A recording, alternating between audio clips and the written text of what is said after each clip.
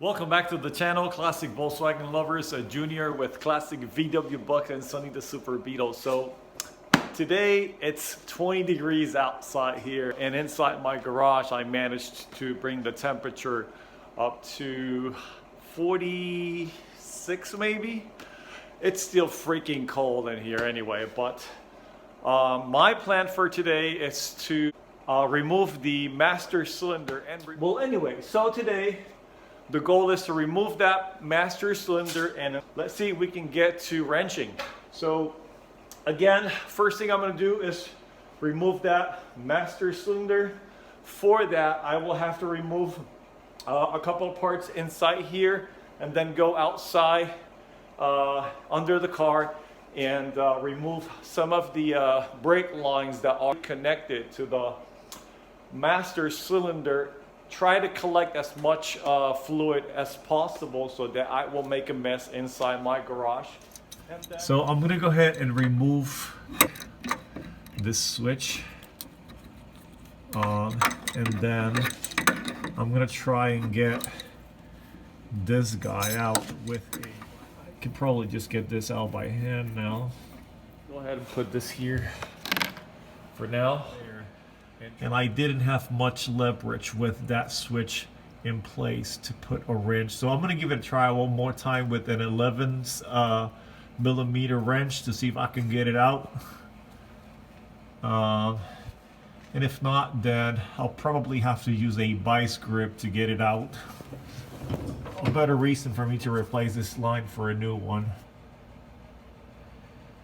Okay, so we got that.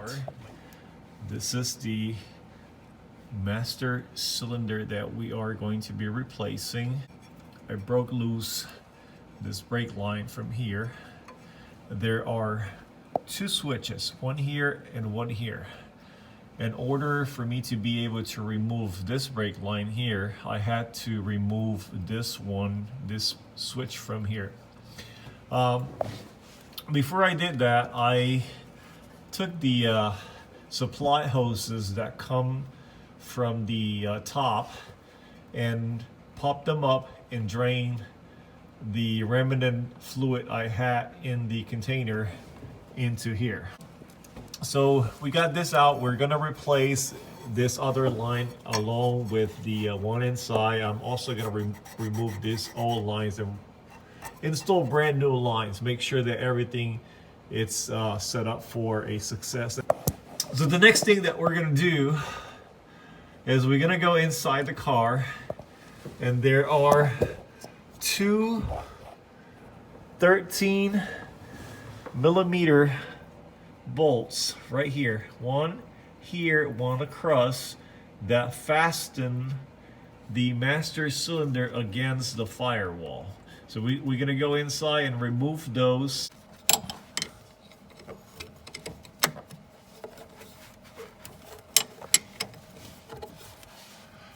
It's easier if you don't have your cluster pedal installed.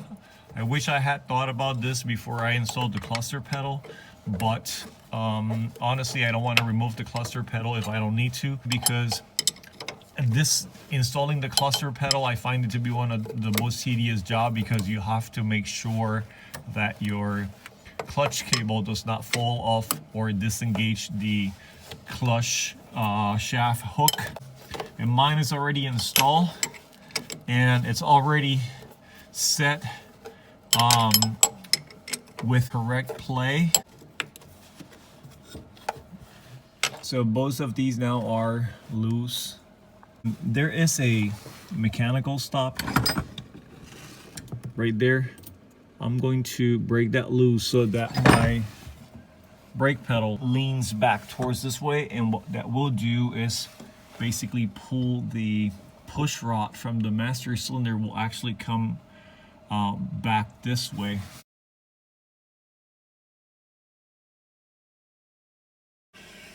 Okay, so I took a bungee jumping cord and I wrapped it around the clutch pedal and fastening it from off the firewall so that my clutch cable does not fall off from the clutch cable shaft.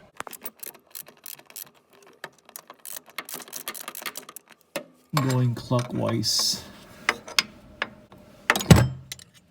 So that's out now. Now I can just pull this out. And now I can take these bolts off. So that's out. And that's out. I'll just leave them right there. Now we just go and take this guy here and hit it a couple of times and she should come out.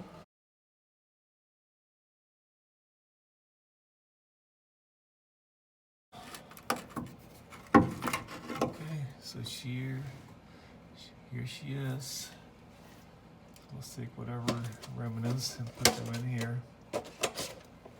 I have to get a sanding disc and buff that off a little bit, clean it, get some soapy water and remove some of that oil remnants from removing this from here. But I think this is gonna be a problem for me to install the new over the pump reservoir, so I don't think I'm gonna have enough clearance to do that.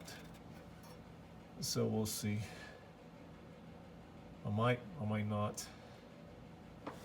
I'm pretty sure it's gonna be tight and I'm not gonna have enough room for that. So we used some brake cleaner. We removed some of the brake fluid excess that fell over the body. And then we took some of the rusty silver, apply some around the area where the master cylinder install, and then we let it sit for 30 minutes. And then we came back, rinsed it up, and now we're ready to install our new pump. So guys, the temperature in the garage is insane. It's too cold. My hands are numb. I can barely feel them. So for the time being, I'm just gonna pause here and not do anything else with that system. And I'm just gonna wait for warmer, higher temperatures so that I can go out there and install that master cylinder. If it's 50s, I'm okay. You know, a couple of layers of clothes will work. I won't get too hot nor too cold, so it's fine. But right now as is, it's insane.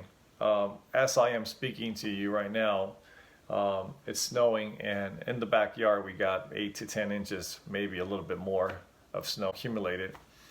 And the weather is not really forecasting any warmer days in the next couple of days. So I'm just gonna wait and see if I get a chance that the weather is not as bad as it is right now and install that master cylinder.